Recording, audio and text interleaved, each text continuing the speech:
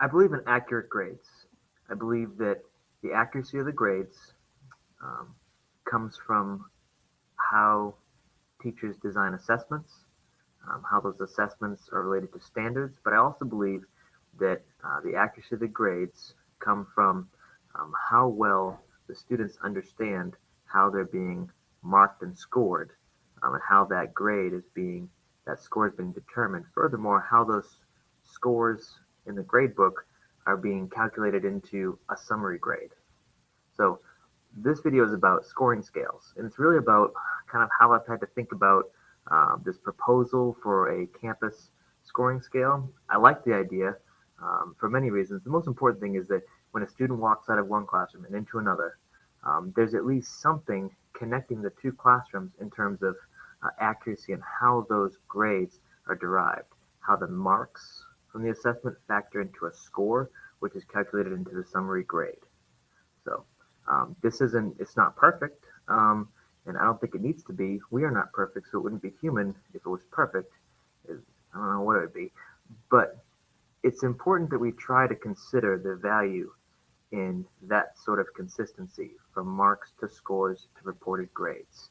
So I'm going to share with you how I adapted this scoring scale proposal to my two different um, advanced social studies classes. So here you can see my screen, and in this column right here in the middle is the achievement level. This is an 8-point scale, and that scoring scale is based on the MYP rubric. We're an IB school. We have MYP for all students in 9th and 10th grade. That is important that these teachers use that scoring scale because these are the assessments that we report for the program. This is how the program is designed. So it's important that we use that scoring scale. What's really important here, though, is the level descriptor. Scores are arbitrary. If you say, oh, that student's a 6 or that student's an 8, it's hard to really know what that is. But when you talk about level descriptors and then perhaps relate that or correlate that to a description on a rubric that specifically says what a student knows or can do, now we're getting accuracy. Now we're getting feedback about where the student is in terms of achievement. This is an adaptation or an addition that Kim Thagard provided, and I think it's relevant. It's totally relevant, and I'll tell you why. I don't like the 100-point scale, but most of the students are comfortable with that. Most of our parents are comfortable with that, and I am most comfortable when they understand what a number means in the gradebook. So this is fine. I want eventually to move to more of a 8-point scale and perhaps just even level descriptors. But if this is where we are now, I don't think that's bad. But let's make sure that these 100-point reportings are accurate. The way I do that is we relate it to the 8-point scale. You have to start with some anchors. So we anchored the satisfactory or 72%, that first initial passing score or level at a 4. This is consistent with, if you're familiar with Marzano's 4-point scale, this would be a 2. And I actually made these, the 2, 4, 6, and 8, bold because it helped me understand how it relates to the Marzano scale. I used to use that for several years, and now I use this one because the campus might go to something like this. I think you're going to see more things like this in the future. So I'm showing you how I'm adapting so that I hope you can perhaps start the conversation or feel comfortable coming to me and asking me questions, because it's not perfect. I'm still having problems with it. I'm still learning.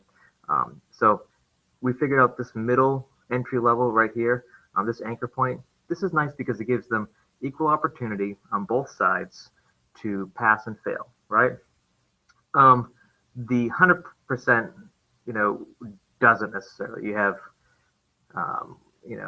an imbalance there in terms of opportunity to pass and fail. So the next one was, the easiest point. That's the top, the ceiling, right?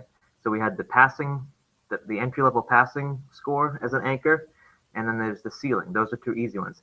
To correlate it to AP history, which is a 5-point scale, and the IB diploma program history, which is a 7-point scale, I just said, look, 3 is your entry level passing for AP, so that's your 4.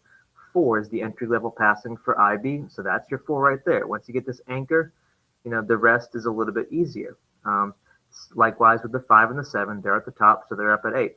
Right here in the middle, you have some decisions to make, and that's going to be based on the nature of the assessment, perhaps the level descriptors, the specific level descriptors in the rubric that you're using, what they're looking for in the assessment.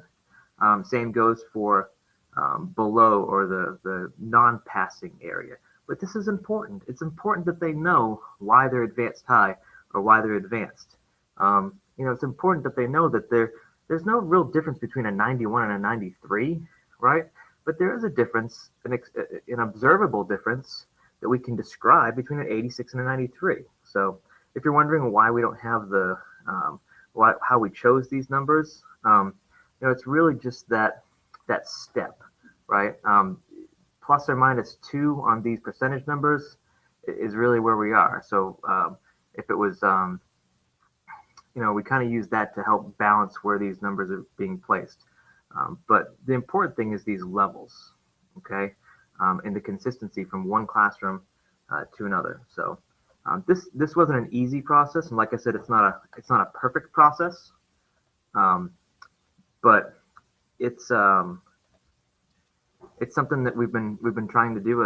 It's something that I believe in, and it's not going to happen all at once. It's not going to happen overnight. You're not going to get a memo on Friday and say, Monday, let's do this. I think it's going to start with one thing at a time. And the critical piece here is that the students understand what the scoring scale is all about, what it means, how it relates to the rubrics, how the design of the assessment and those marking, whether they did what the assessment is asking them to do or not, relates to the score.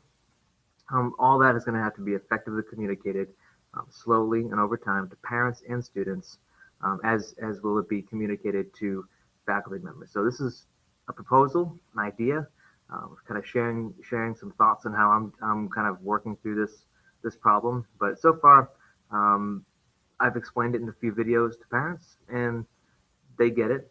The students get it as well. So let's see how it looks over time. I'll be able to report on that much later. Right now, it's only a few months into using this particular scoring scale, so it's really too soon to tell what the results are in terms of achievement gain. So thanks for watching.